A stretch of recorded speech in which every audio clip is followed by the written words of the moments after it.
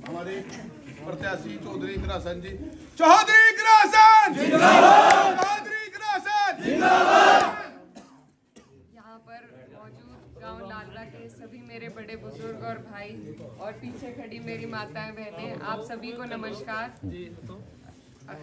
मैं आज यहाँ पर आपके बीच आने में हमें थोड़ा टाइम लग गया, क्योंकि उसके लिए माफ़ी चाहती हूँ। और रोज़ा था हमारा, तो बीच में थोड़ा उसके चक्कर में टाइम लग गया। तो आप लोग यहाँ पर इकट्ठा हुए और अब तक इंतज़ार में खड़े हैं। आप सबका तहे दिल से बहुत बहुत शुक्रिया और आभार।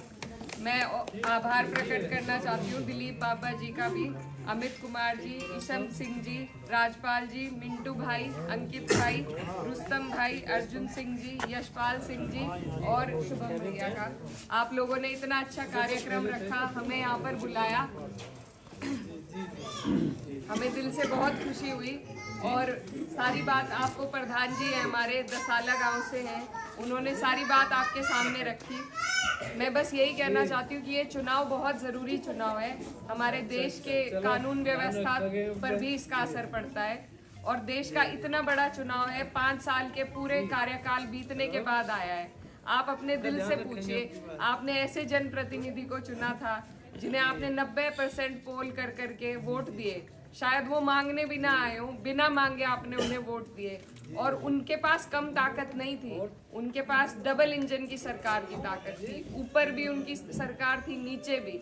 लेकिन क्या जिस तरीके की उनके पास ताकत थी, क्या उस तरीके का आपके यहाँ कोई काम हुआ हो? अगर हुआ हो तो आप मुझे बताओ।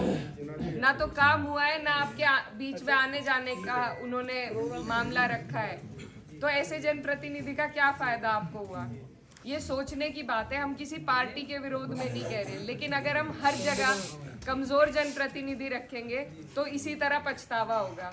ये 5 साल के वक्त के बाद टाइम आया है, तो मेरी आप सबसे यही निवेदन है कि आप लोग इस बात पे सोचें, गहन करें कि एक आदमी के चेहरे पे अगर आप सब जगह वोट देंगे तो इसी तरह का पछताना होगा। हमें ज़रूरत है कि हमारा हर जनप्रतिनिधि हम मजबूत हो, प्रधान से लेके बीडीसी से लेके जिला पंचायत हो, विधायक हो, आपका एमपी हो, आदमी मजबूत हो, अपने लोगों के सुख दुख में आने जाने वाला हो। ऐसे जनप्रतिनिधि को चुनेंगे, वही आपकी ऊपर तक भी समस्याओं को ले जाकर संसद तक उठा पाएंगे, जिसे मालूम होगा अपने लोगों के सुख दुख का, जो आता जाता होगा, बैठता होगा अपनों के बीच, वही आवाज़ उठा पाएगा।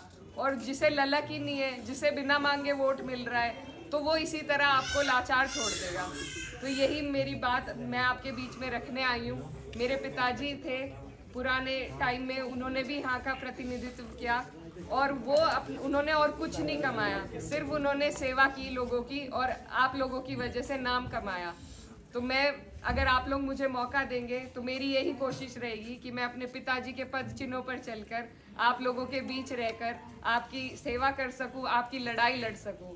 और ये मेरा वादा भी है आपसे, ये मेरा वादा भी है आपसे कि जितना प्यार और मान सम्मान आपने यहाँ आज दिखाया, इसे मैं कभी नहीं भूलूंगी, हमेशा अपने दिल में इसका आभार रखूंगी और आपका ये जो विश्वास है इसको कभी भी टूटने नहीं दूंगी। इस इलाके में सभी लोग नाना मामा भी लगते हैं, कैराना की तरफ सब मेरे चाचा हैं, ताया हैं, तो आप लोग सब परिवार हैं और हमारे लिए हमारे सारे लोग हम परिवार की तरह ही मानते हैं। मेरे पिताजी ने कभी भेदभाव की राजनीति नहीं करी, ये हमारे खून में है ही नहीं और 36 बिरादरी का हमें समर्थन मिल रहा है। तो ये उम्मीद है कि सीट भी निकलेगी अगर आप सबका सहयोग और समर्थन रहा। मैं आपकी छोटी हूँ, आपसे हाथ जोड़कर विनती करती हूँ आशीर्वाद दे और मैं जब तक दम में दम है आपके बीच में मजबूती के साथ रहने का काम करूंगी। बहुत बहुत धन्यवाद। जय हिंद।